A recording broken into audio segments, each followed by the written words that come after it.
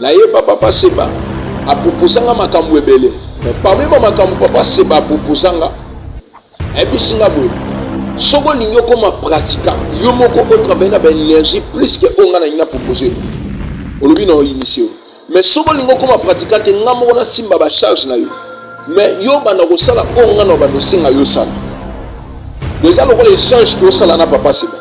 Ya zo pesanga ba énergie mususu de ça veut dire que les esprits oyo ba sa ko accompagner nga na ba komba nanga. Mais yé na tamba sacrifice bloko o sengi fonga na pesa. On a eu un bandina papa Seba. Sacrifice to pratique à liboso na sala na ezalani. Papa Seba abana ko bimisa bambongo. Soka bimisi mbongo apesi. Na okende na ba milieu o eza ba hôtel, ba bar, ba terrasse, place baso to benga lo basa ndumba. Place ba fanda.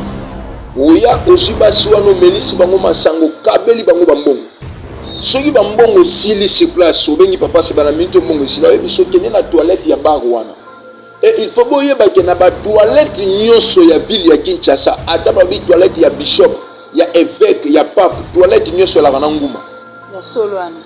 Toilette nyonso la kana nguma na kati. Ba féticheur ko ba marabout ba bimisaka mbongo. Au moins soka za place eza la bonne été, au senga si ake ko se soulager. Soka ke na sima ke ko sala incantation. Nguma wana après avoir ko sala incantation, nguma wana nda sanza ka mbongo bimisa ngona libulu ya toilette. Ndo récupérer mbongo wana oyo sala ozana ngoposa ozimbongo zonyo sali ba tapage wana opesi baso na ndumba mais ero opesa bango yango ba pe capable ya zonga ndako mais moi ba zonga ezati popesi bango na condition pesi na pesi bango mbongo ya laini bango ba sala musana bango ya kindumba il faut ba récupérer ba préservatif nyonso ba bimaka na ngwa bazui yango nyonso tout ba sangisi bango les gens yebisi bango avant na yebisi bango ke mbongo na pesi bango za salaire na futi bango pona musalo ba osela ngai. Oui. Bon. Mais un mouton qui est simba kisi, simba on a conscience ya bige on a simba zakisi. Un simba on a bige on a simba zakisi. Tellement tu vas y ba vie ba père ba leke na lemba ba sala combo na ba sport. Tu vas y biso beto sala ba combo na sport. Tu sala ba combo partout dans le monde. On a spectacle ba yeba o ba tama 4 na ba. Parce que quand le 5 septembre on a mukolo nga na matina cher na te. Na telemi na cher père spirituel nga mtamatinga na cher. Mais un a temi na cher na te.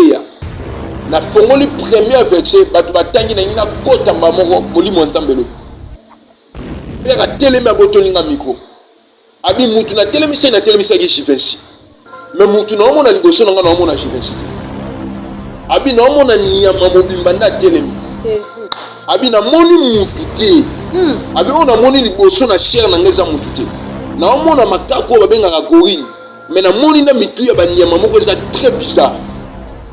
Le coup là on a mis les deux dans la qui n'a pas à ma bécoute. Son autre la père spirituelle n'angai, mais pour nous défendre dans esprit comment pousser n'angai. N'a soyez na bamba est un instrument bien atol.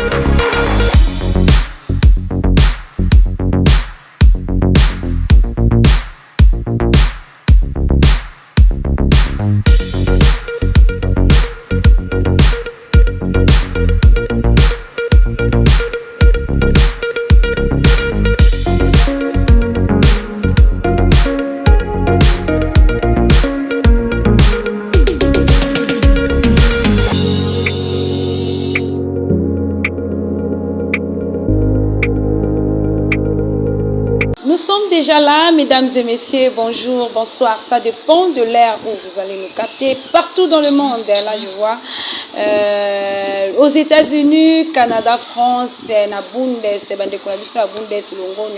merci beaucoup. Je vois mon grand frère, mon partenaire privilégié, Serge Koussanika, l'homme de Saint-Esprit. Il n'y a pas deux.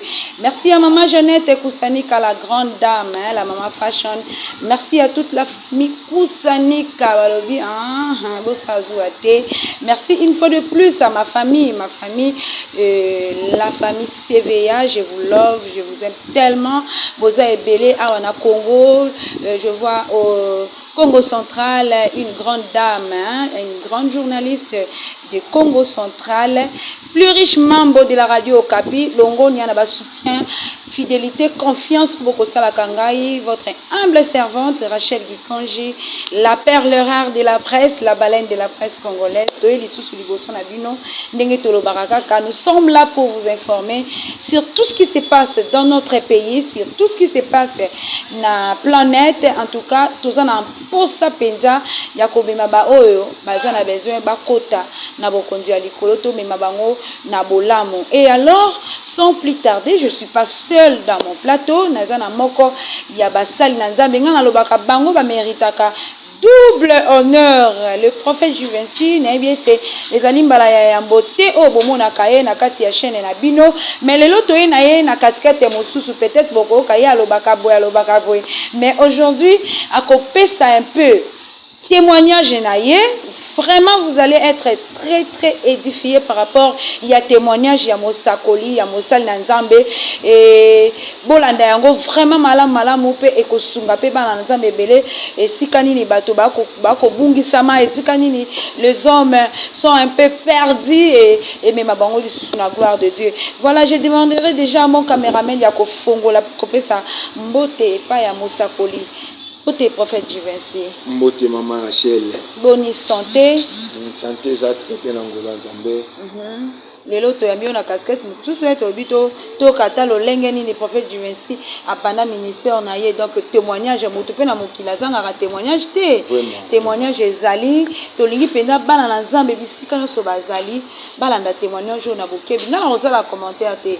Na ninge utala monoko na yo moko pour que bana na nzambe belé bazwa moi idée ya malamu et okoko banda na ikabonini maman na likabo memeli sona mokolo na lelo.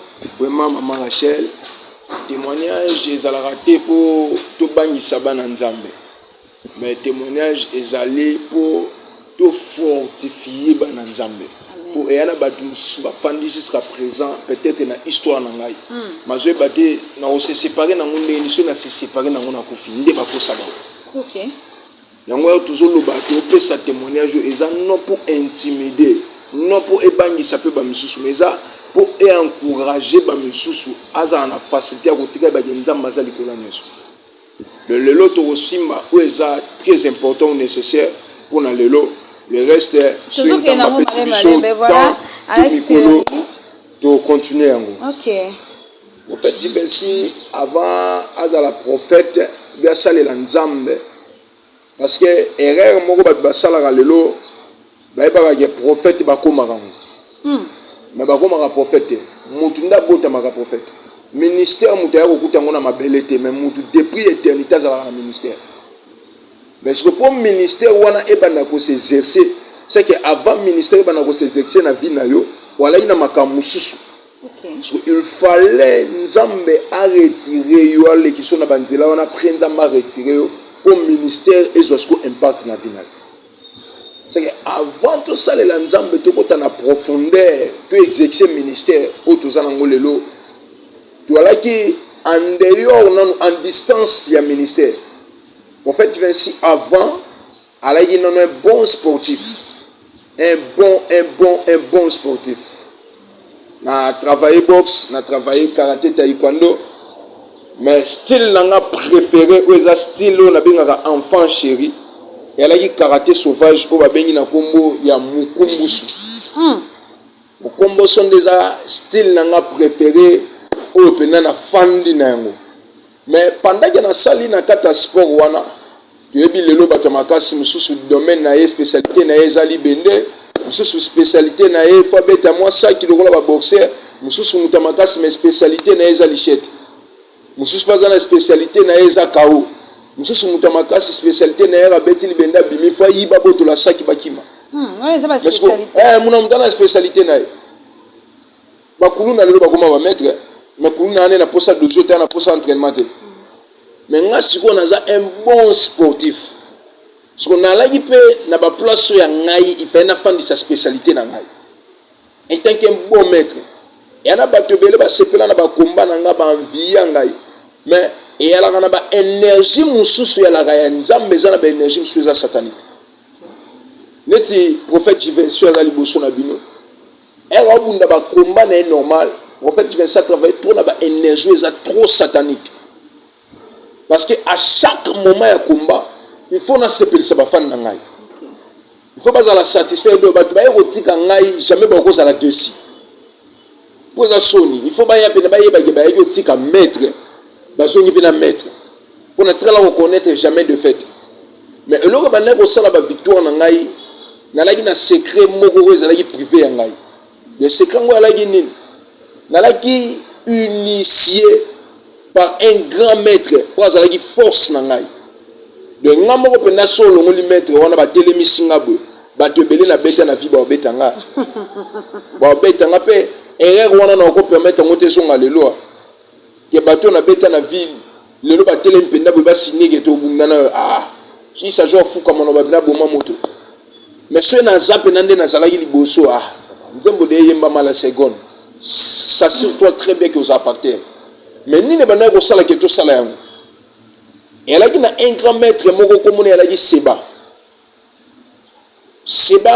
abana ko fanda liboso na lemba na avenue Rukozizi 1584 bana lemba ba yebi avenue bebi adresse wana normal le loso ke na kota terranger de commune kwa ya Rukozizi omona ke lupango ngondi ba teka e koma église moko ba koma Shilo le wana nde lupango papa Seba botame akolemi papa Seba ndaza wana papa Seba zalaka na bakisi moko yalaka ya bitumba ya taxa monter na bakisi na ya taxa monter papa Seba premièrement alai enfant chéri ya Edingwe mais agene ko développer makamne mususu plus que même Edingwe et pas Edingwe azoka bakisi ya bitumba mais a que développer plus que Edingwe a comme nesko donateur ya bakisi ya bitumba de yemo ko bena maison ya production ya bitumba ya bakisi wana il y a de quartier ko baleke pa na ye il y a même des féticheurs de magiciens oh il y a comme qui entraîneur na bango ne place prophète Jivency o yazalelo à l'époque bando benganga cap jive de bando continuer Jivency te bando benganga cap jive wana des place o nga na fandaki na papa Seba mais charge na nga nyonso tout parce que il faut ba kati ya monde des esprits ben mutu nyonso kotaka na temple ya bonganga ela kana de sorte kisi ela mutu mso ozwa kisi akio salela mais ela mutu mso kotaka non pas zwa kisi mais pas comme pratiquant ya bakisi donc yo zwi kisi te ya mbongo mais comme des pratiquants yo moko comme magicien be comme ndoki ero bimi nango bandi ko pratiquer de batu pe ba comme yo je pas na Prophète Jivency, tokata moi moke pour na kobosa na lisolo yango ndengo kobetela. Ndengo lobi papa Seba. Est-ce que papa Seba ti lelo aza vivant to asa akufa pour otanga pe kombo msu to ko bangisa. Papa Seba ti lelo aza en vie. Aza en vie. Balongwa lemba papa Seba na minute azana Kingasani na avenue Ngampani, c'est ça. Siko place akei lisusu. Akoma na Kingasani na avenue Ngampani. Mais mingi asela ba province na mboka moko bankai, bandaka la bandaka de la mutabankai.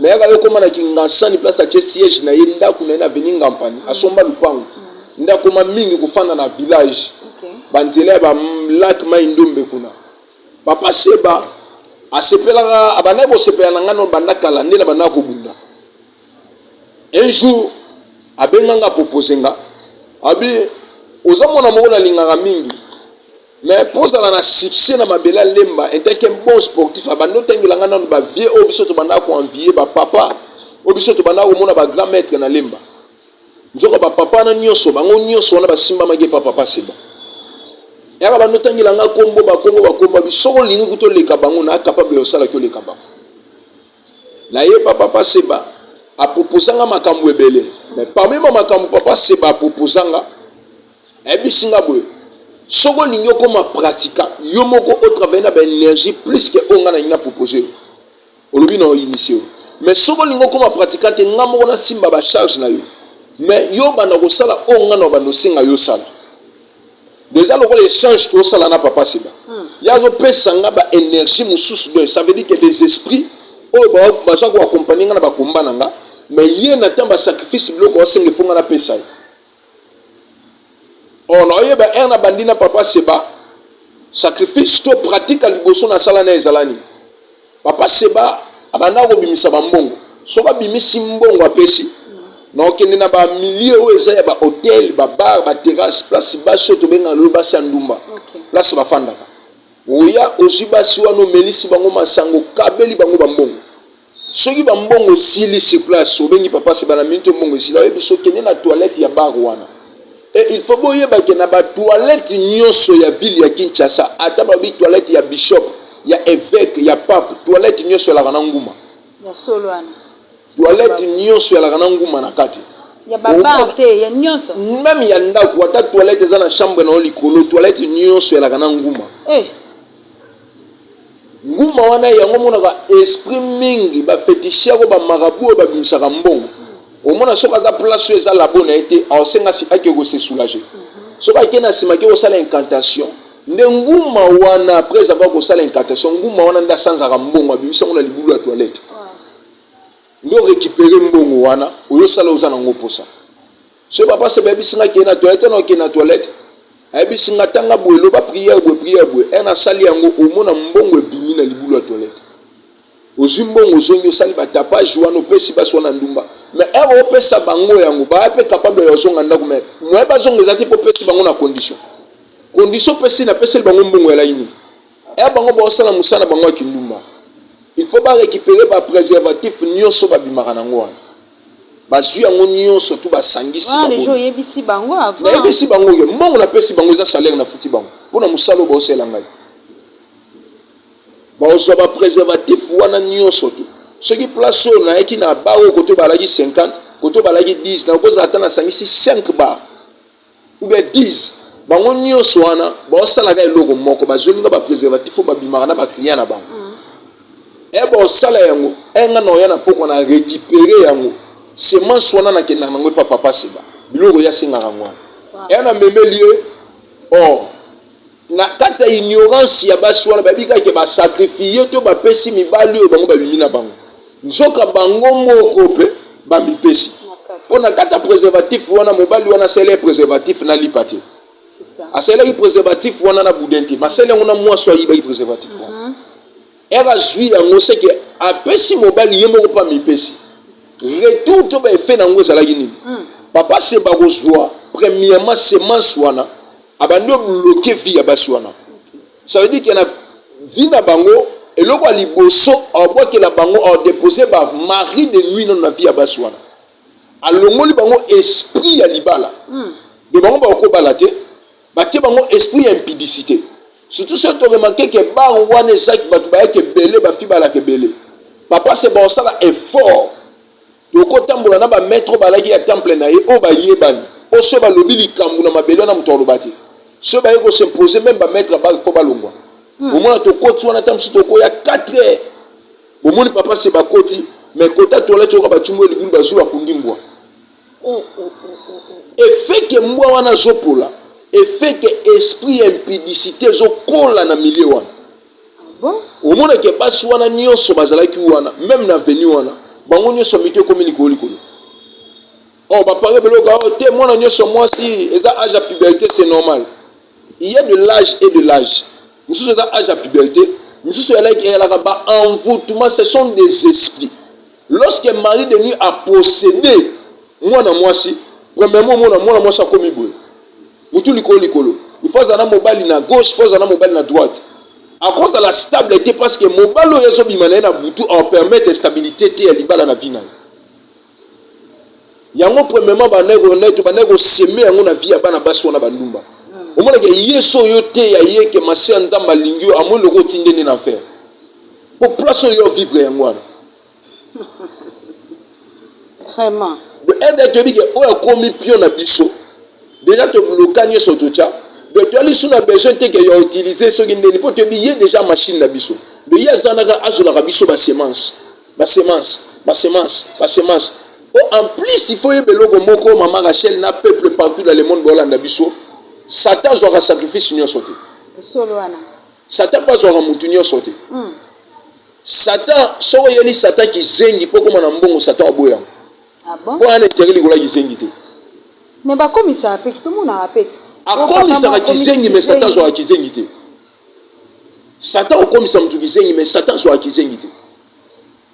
Que to bota ki zengi moko na famille ukibo koma mutu ambongo balekisa kizengi wana babo yango diable so biloko za valeur de ça veut dire ba moni penda mutu azana étoile ya makasi parce que étoile na yo wana ne pousser diable à récupérer to fanda mama Rachel azana étoile ya mbongo diable ya ba pesi mama Rachel sacrifice étoile ya mama Rachel ya mbongo yango ko sala na temple ya maître wana afin que mutu soka yo luka kisa mbongo bazo utiliser des étoiles ya mama Rachel et pas mutu wana de yo pano déjà ba boma yo tikala pamba étoile na yo nde yango wana tikala en vie et travail mukolo mutu wana ko bebisa contrat ba récupérer étoile wana mutu muso za na besoin kisa mbongo ka étoile wana ba déposer pana énergie wana nde diable na nango posa de yo za no étoile mbongo te wana étoile libala te wana étoile ba faire wana étoile lo te diable sa no lo te to continue mo ke to ko ba na nde basi wana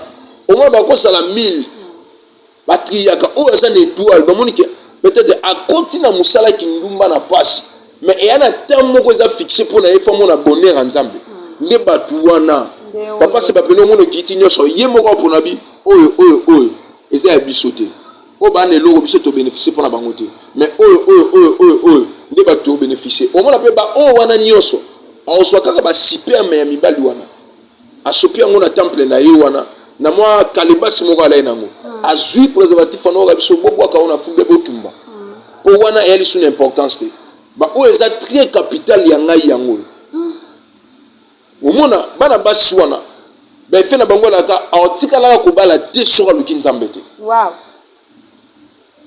ata misusu mona libale kangami libale zate misusu ba pese arsa libala mena kata libala wana ye ko bote zate autambola na ba hôpital nyonso ya bila Kinshasa ko bima abimi Congo RDC me ye mabote zate yango mo lelo bakisa bokoko ekomebele yo nyo kaka ba melisi etanga wisi basangisa na misisa manga sende mtobota te nzoka ba yebite ke ba effet nango eza nini elaki na mutu moko akotaki na kata alliance abondoki nde a sacrifiaki toute une génération de una génération na pesi papa se bana tout na ye azui siko ba étoile na bango ndako mosalela ale yo po comme na force mususu ngai be étoile wana biloko ba semence wana nyoso na yo pesa wana eza papa se bazo sela pona batu na ye mutala ina chance alibala opesa ngai pa na ngai azo kaka ba esprit na ye o ya bitumba azo renforcer ngai pa na ngai de na travailler na énergie o eza ngati tellement ye moko alaki muto alaki Tarzan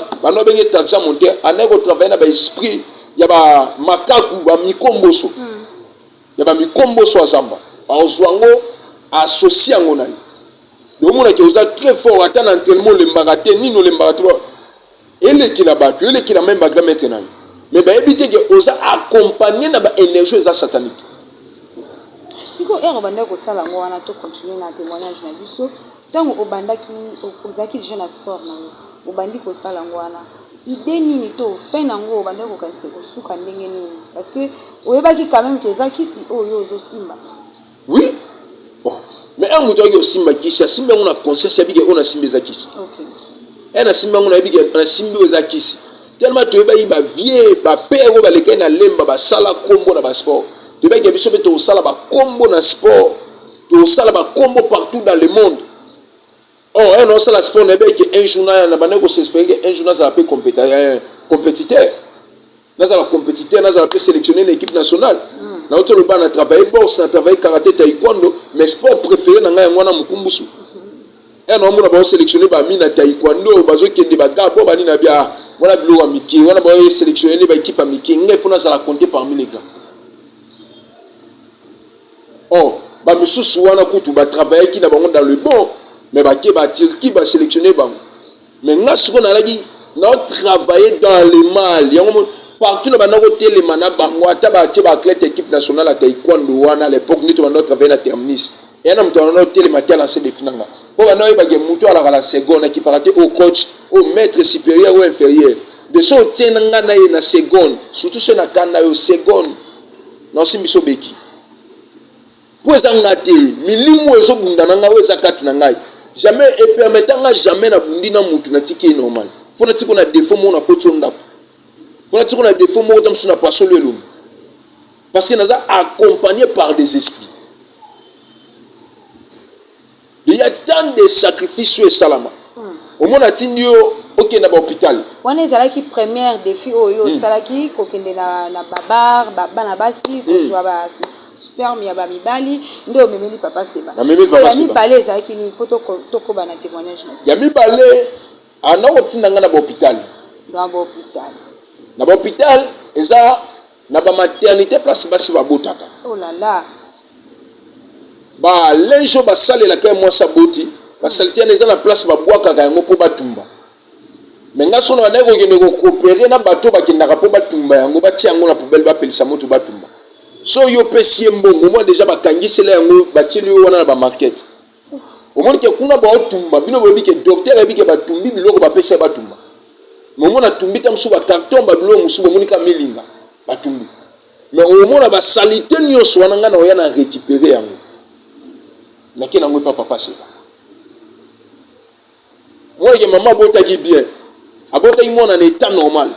Mais arrivé, mais un moment, moi on commis à 2 ans, 3 ans, moi on habite un bébé. Moi on a maladie, bah dépense côté dans ta famille. Au moins on a dit au père de moi non. C'était des sacrifices. Moi que maman botana moi on a liboso moi on a mis balé bien, mais comme il a moi on a mis ça tout ça juste à zémi zémi quoi. À zémi zémi quoi. Pourquoi pour bazoyer déjà à travers makila na yo. Et quand on a temple ya papa Seba. Mais eloko moko na bosanaki maman Rachel diable ayebaka étoile ya mwana à partir libumu na 3 mois. Pendant que mwana na libumu maman na diable ayebaka étoile ya mwana na 3 mois. Après avant 3 mois étoile mutu yeba na raté. Na 3 mois de diable ayebaka mutu ozala riche. Mutu ozala puissant. Pour étoile na ye comme il faut identifier au yazali. Ndi à partir où on a diable a ciblé comme et diable a ciblé yo et comme on a le bagalelo force contre force puissance contre puissance. Pour diable n'a ciblé yo wana on a besoin de récupérer oh ya monnaie importé par na yo. Mais ceux qui ba parents au bazana yo ba na vie de prière té ceux qui va récupérer on a facilité. Mais ceux qui ont envie de prier, vont protéger ces manches dans la libouma maman et comme force contre force, puissance contre puissance. Donc, et le ba vie a ba de belé et ça a beba. Ba si belé ba bota la lisusu témoin na banati kala na mwana moko. Bande ki comme ba quartier ma pong ba ki foot là. Bande ki ba kanga na famille. Mais ba yeba teke ba to ba sala na hôpital ba se coopérer rapidement na ba magicien na ba féticheur. En tout cas, bandeko bataji boteli biso regarder ezaka tozo dénoncer ma paix esika mabe ezalaki pour lumière ekota bo tenir regarder pas ya mosali na Nzambe parce que aujourd'hui toko benga déjà mosali na Nzambe bato ebele ba kobenga bato ebele ba koloba et pourquoi bandeko sala et voilà le raison pour na ko dénoncer misala ya diable pour que ba oyo bazo demeurer na mabe bakoba na yango ti. En fait, je vais ici, n'importe qui va te venir, va couper un gaillot, va rouiller bisous pour m'enlever. Mais plus ce peut-être au lit tout côté. Témoignage, je te dis que c'est mon live. Tout côté un témoignage, et puis tu rouiller bas sous canal ou sous côté d'engagement. Mais les lots peuvent rouiller un gaillot prophète. Les lots peuvent continuer dans le ministère na yo. Parce que pour nous arriver dans le ministère, tout ce qui se place il y a au Kendara là-bas au plutôt, on a besoin de linge à ma maman. Et c'est vrai qu'ils sont notre troisième sacrifice au bando kosala obi ke osimba kate yo babande ko simbela yo ko simba te na ko simbela yo différence ni na ko bino so bosala ke eloko moko boko boma boko pesa ba sacrifice okoko expliquer biso pe okotisa biso sikoyo ndenge nini nzamba yaki ko benga yo pour que toi ko continuer témoignage na biso. Merci maman Rachel. Muto yo a simba kisi moko na muto azo simba te différence ezali. Pour muto yemoka memi charge na ça déjà pratiquant. Il y en a besoin que azwa semence ya opesanga na bomele muto. Te. Yemoka zui semence wana ko yana ngoti na temple où eza yé place au travail.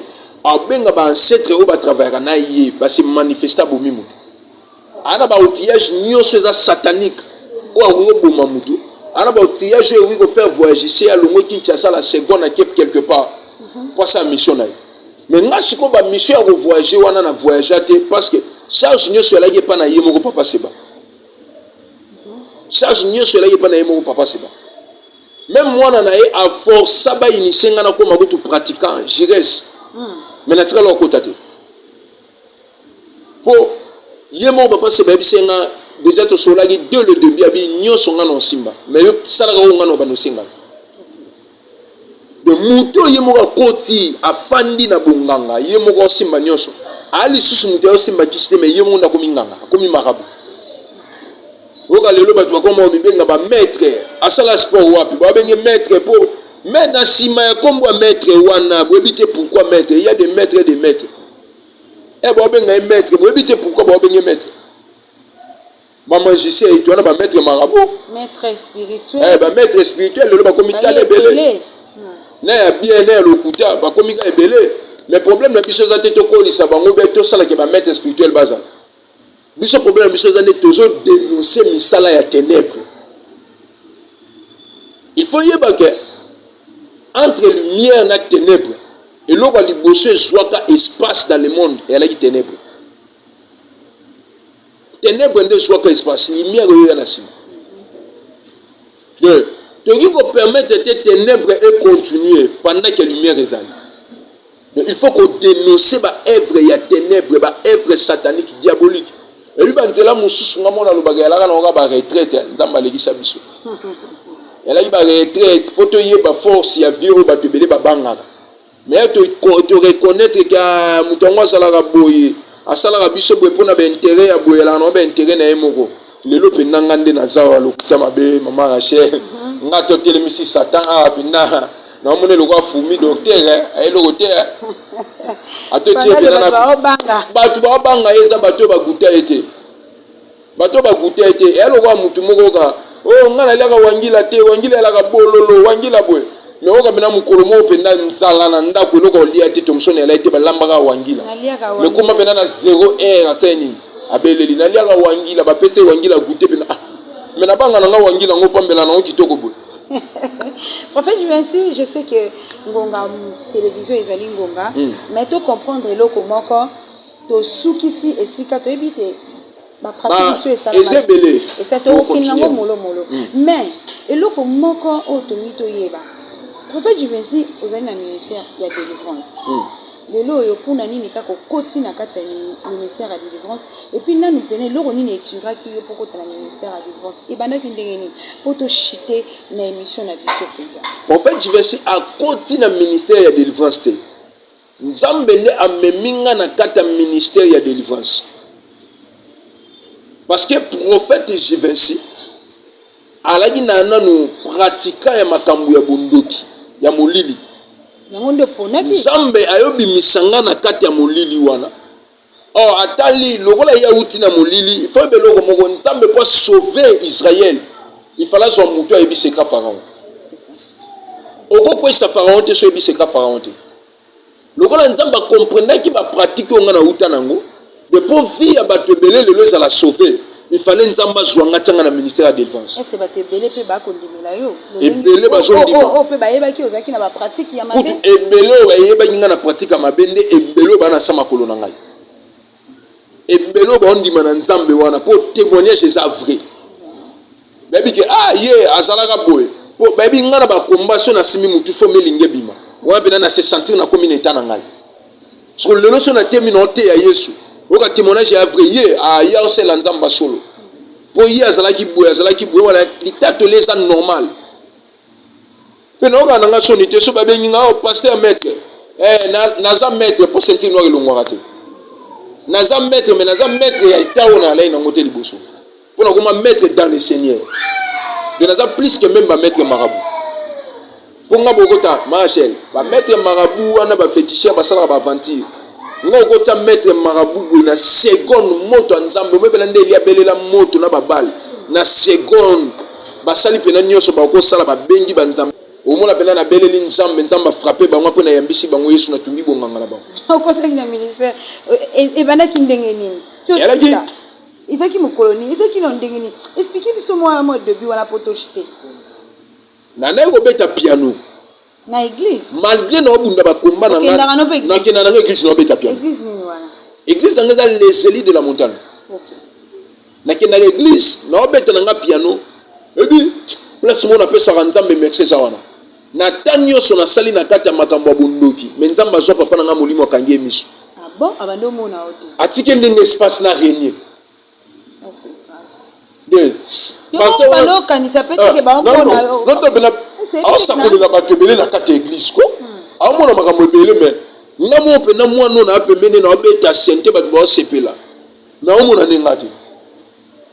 mais eyo koma na yebaka datango elaka mukolo anniversaire na ngai mukolo anniversaire na ngai elaka le 5 septembre le 5 septembre ngo tombe to alaka na séminaire moko na kate église thème nango ezalaka passe à nord au père spirituel na ngatiaki elaka passe à nord et na kata passe à nord ngo onga mona lobaka ne nzamba exposa ngai na kata passe à nord na frère na obeta santé même pas berger mais na lai parmi ba prédicateurs nga mona milobelaka lelo j'étais pas parmi les prédicateurs mais na lai ndé parmi bato nzamba tiaki bango acha bango un spectacle ba yeba oyo batama ekatisa bango parce que quand le 5 septembre na mukolo nga na matina cher na teya na telemi na cher père spirituel na nga mtamatinga na cher mais un na temi na cher na teya na fongoli premier verset bato batangi na ngina kota mbamoko molimo nzambe lobi père a telemi abotolinga micro abi mutu na telemi se na telemi saki jivensi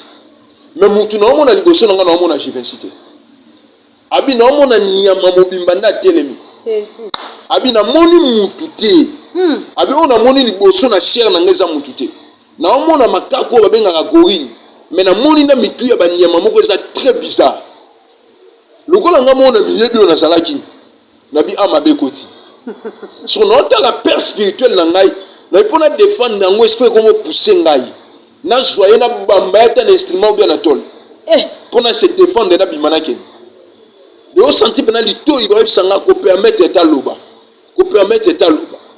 mais yazo kontra bi pendo za no za yo mokote tu es accompagné avec les esprits habite que tu es accompagné avec un esprit mais tu es accompagné avec les esprits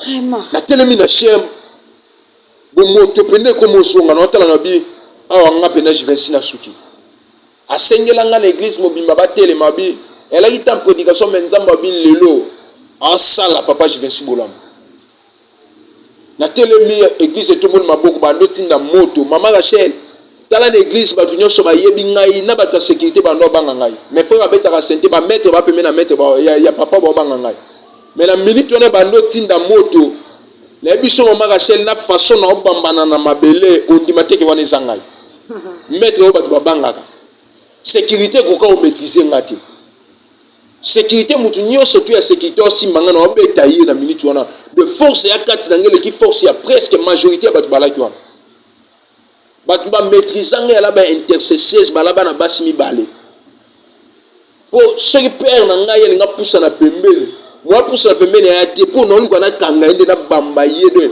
na démolir ya comme faible a je sous temps prier te batu ba maîtriser ngela bana basi mibale pe bana basi ngo bazala bana basi ya mike ya ba 15 ans ici c'est 14 ans comme ça na quatre église na biso assemblée pour na bango bango basimbanga ba yo simbanga ba ndo bondela nde na se maîtriser na sili pena mobimba ba lo ba abimisi nga ya obimisa molimo ba biso wana na l'aide ya pasteur wana ba zo expliquer ngango na la muki ba bimisi molimo ba biso na oganga porte ya église na kidimba numéro 18 ezalaki ya tol ba gangi so na gangi makasi na obima clôture nyonso ya église ya tol ekuya na se de esprit se manifester sali sorti na ngo même église tol nyonso tourner à porte na côté droite place bataki porte le ngora ba fandaka nyonso te ko inase de oyo ezalaki kati na nge bini nalala pendant 3 heures du temps qu'il te signe menga na nase ministère très fort makasi mingi toza vraiment na besoin tout la témoignage oyo na bokebi nyonso eza tellement fort tokosukisa na mokolo ya lelo awa totiki bino na posa bandeko batali bisika nyonso bozwami eza te ke tolakisa soki ndenge nini me tozolinga kaka baoyo baosala pratique ya mabe ekomema biso na esika moko ya malamu te. Et le prophète a une très grande témoignage où il peut s'appeler comme je pense dans sika nazali naza bien te sika na longwana comme sika ya malamu. C'est ça ya ngonde komema biso pena na mozindo ya ministère na yo wana tokolobela yango na mikolo ekoya na deuxième numéro na biso ya témoignage fort ya mosakoli Jivensi mpona mokolo ya lelo ba pratique pe ya basali na nzambe eleki mo ebele lelo basali na nzambe balobi nzambe akomi komi yokolama donc bato oyo nzambe akeli bato baoyokela nde nzambe ma par rapport ya bapratique ya basali na nzambe par rapport ya prophétie par rapport ya makambo ya bapasteur bazosala bato sikoyo bakomi oyokela nzambe niveau nini nzambe akeli biso me bato baoyokela nzambe mawa par rapport ya wana okoki koloba nini mpo toclôturer na émission biso bokomi kozala dévoilé ya liboso na okoloba na sujet wana eza nini bato babi bazoyokela nzambe mawa il faut basenga na mawa nzambe mpo nzambe bayokelaki mawa te uza ase trompaki oyokela nzambe mawa amoni arche penché elingi kwea abi te alene na ida mabe te ayoki mawa abe akenda bongisa arche noki te arche ya nzambe ekwea me akia simba arche nzambe afrape nzambe bayokelaka ye mawa te nzambe nde ayokelaka biso mawa deuxième chose na obakisa eza nini mama Rachel fo oyebakeke nde tozalaka na bacompagnie eya na bato mosusu baza na matricule eya na bato mosusu baza bajournalier journalier na fin ya mois azwa montant moko te salaire moko te na moto oyo aza na matricule journalier bakaniselaka ye mais moto aza matricule mbongo montant oyo batya mpo na ye soki eza 100 000 fo bapesa 100 000 baolongola te okonte babakisaka na prime mais journalier ana mposa prime te ya ndenge moko lelo na bato bana mosala nzambe ça veut dire que na mosala nzambe bato bana matricule eza bato baza appelé na mosala nzambe lelo tokoma mpe na bajournalier moto atikala koleka même pas na se ya makolo ya papa moko ya molimo quelconque mais directement amikomisa évêque général directement amikomisa prophète de la nation po aza journalier na kati ya mosala nzambe amikotisi omona mpe bapratique na bango te bafaçon na bango yosala mosala nzambe eza différent omonake moto oyo ana matricule ya nzambe aosala mpo na royaume de cieux mpo peuple ya nzambe mona bokonzi ya likolo mais moto aza journalier ya nzambe ata ndumba ye l'église ne aote ya ye te ke ser tikaki ndumba ye oyo eza important ser wana apesaka dime azofrande ateyama te oyo ekosepelisa ser wana mais oyo ezokisa ye te wana bajournalier ya mosala nzambe yango lelo baokomete badege ebele vraiment obimisi eloko moko eza très capital journalier ya mosala nzambe et c'est qu'ici mais sans plus tarder nous sommes vraiment arrivés à la fin mpona lelo nano parce que séance ekoto osala yango série bokoyeba ndenge nini akotaki na mozindo ya bakomba ndenge en tout cas témoignage eza mwa monene mpenza. Restez toujours branchés sur votre chaîne Rachidi News TV et bon liker émission, bon commenter, surtout bas suggestion na bino ba appel et ça la rama biso malamu mingi tout ce qui sawana Moussa Poligivensi okopesa numéro ya téléphone na yo pe to kolinga mwa lo sambo bato ebele bakoloba na toyebi ete baduti pe tellement que ba journalier pe bakope ebele duti pe eza ebele yango wana mais problème eza te peut-être kaka livre na blé to kola nzela moko différence c'est to kola c'est ça vraiment votre numéro de téléphone et puis mot de la fin pour na mokola lo to kokoba na plus 243 82 22 025 80 na bandeli yango lisusu plus 243 82 22 025 80 wana nde numéro ya prophète Jivency ba o baza na ba pratique wana donc so baza na besoin ya kotika mutu nyonso kana kata pratique ya bondoki voilà o maître marabout maître magicien soki nani akanga yo alibiso mukolo kotiko beli liboma nini papa likolo ya kisi wana likolo ya kombo maître wana yana kombo moko eza kombo ya Yesu amen place ba yebisaki osuki zo bango tika papa benga numéro na ngai oh botaka te problème ata sida bondoki benga tolakisa bango ke likolo ya loi établie ya bondoki toza na loi moko eza supérieur ya nyonso c'est le nom de Jésus amen de wana nde ministère nzamba bengeli biso pe il y a des gens au ba témoigner ba mona loboko ya nzamba babali so libala butu wana eza libala butu mais likolo ya libala butu wana yana kombo moko oyo ayaka na divorce forcé c'est Jésus de nzambo asala na vie na nga il est capable pe osala na vie na yo de Yesu wana nde toyotanga kombo biso toyotanga bakombo ya bancêtre te toyotanga nde kombo ya Yesu toyepe kosala publicité ya bancêtre te na botama mpo na Yesu de nzamba yebaki mikotana nge ekoma nde mikono oyepa na ye mpe ntango ekomi yango na komosela ye de naya na besoin otala sala kosala publicité te ya chef X ya chef Y bango nyonso baza ba impuissant mutu moko aza le tout puissant c'est Jésus. La prière pour clôturer notre émission au jour d'aujourd'hui, mais avant tout, je dis un grand merci. Nabalandi Nyosoya, Rachidi News TV, un grand merci à la grande dame, Maman Ogi Bomenga Gikanji, hein, Maman Pasteur, merci beaucoup pour vos soutiens. Bazolanda biso partout dans le monde. Là, je vois la Katia États-Unis, Canada, France, Belgique, vous avez belé na Turquie, na Tunisie, vous avez belé en Afrique du Sud, vous soutenez Rachidi News TV. Je dis un grand merci à mon partenaire. Là, je hausse la voix, hein. Mon partenaire privilégié Serge Koussanika depuis Bundes.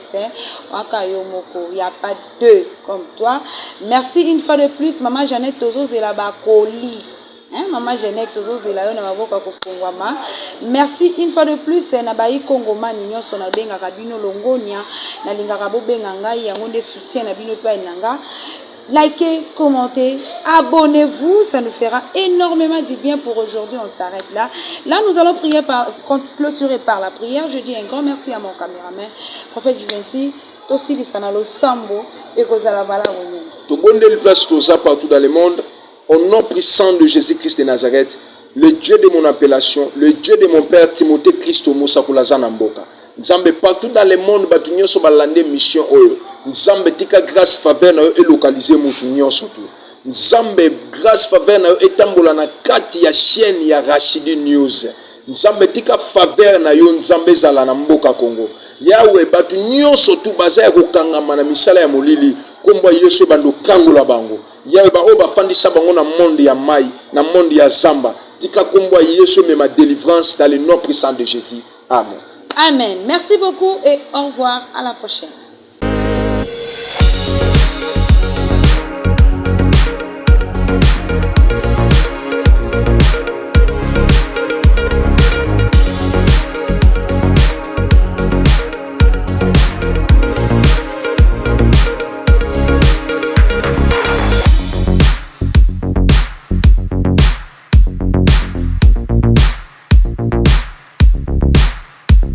Bye.